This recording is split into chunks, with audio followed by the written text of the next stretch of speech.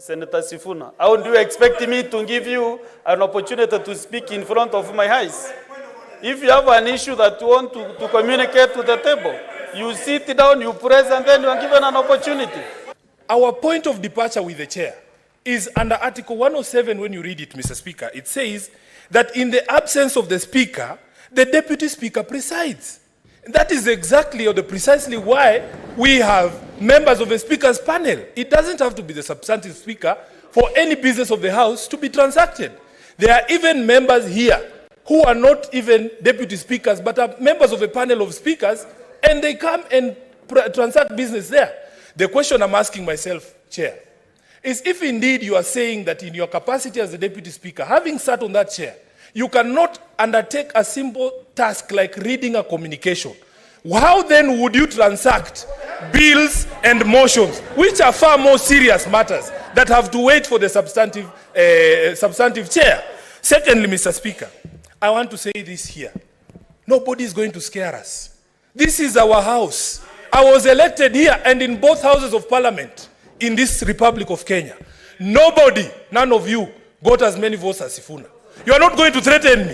You have nothing on me. Mr. Speaker, I want to make it clear that it does not matter which shenanigans are employed. It doesn't matter how long it takes. It doesn't matter what we have to do. We are saying we are going to change our leadership because it is our right.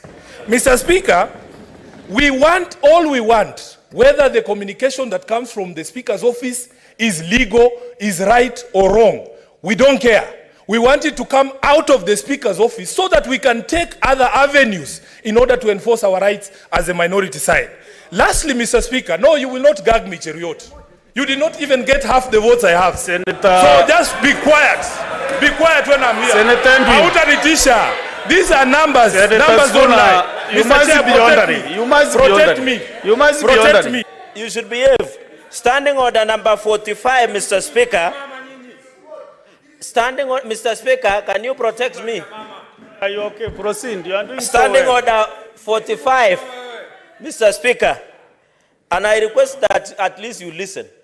Mr. Speaker, standing order number 45. Senator Sifuna, please. Mr. Speaker, you need to protect. Senator Sifuna, please. Please, Mr. Let Sifuna. us have order in this house. Mr. Speaker. Senator Anduro. I'm on the floor. Senator Anduro. No. No, kindly. No. No. Mr. Speaker. Mr. Speaker. Mr. Speaker. Senator Roba.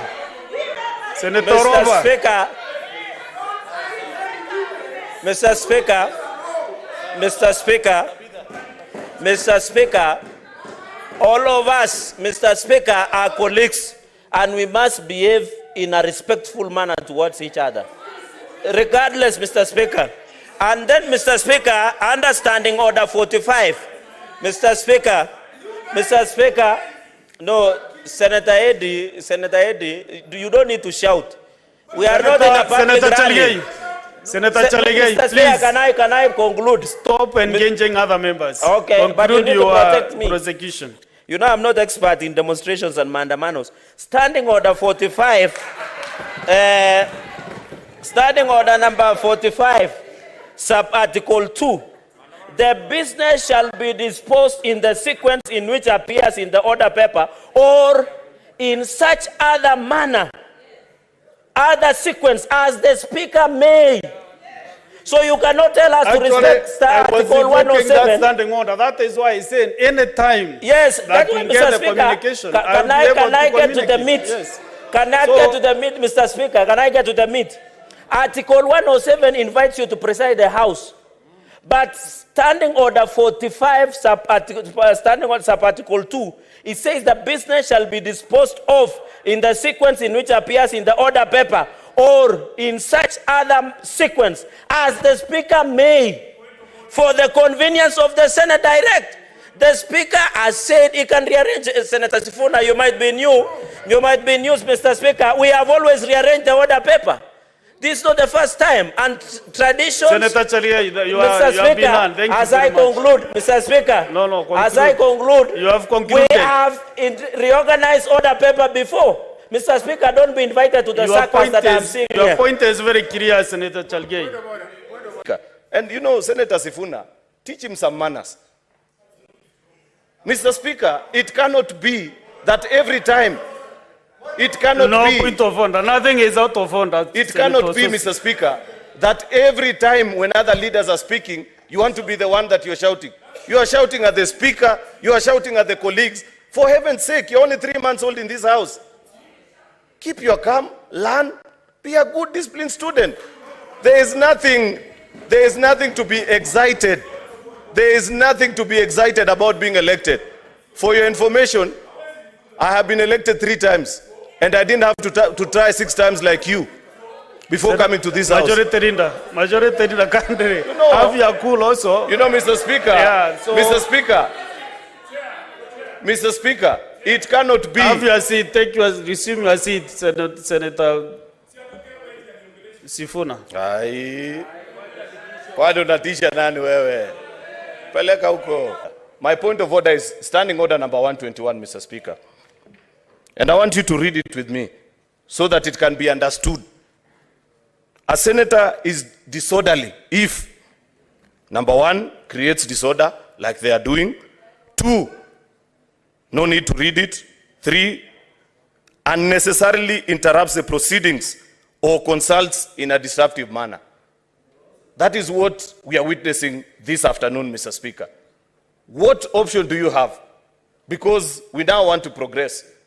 The side that I lead wants to sit down and conduct the business that brought them to this house this afternoon. Minority leader, standing on the 121, also is faulting you new. Minority leader, you are very disorderly and also request you to leave the premise. Minority leader. Minority leader, Senator Rekina, both of you to leave the chamber until tomorrow. 2 members should leave. The 2 members should leave the house. We cannot proceed before you leave. Senator Rendama and Minority leader.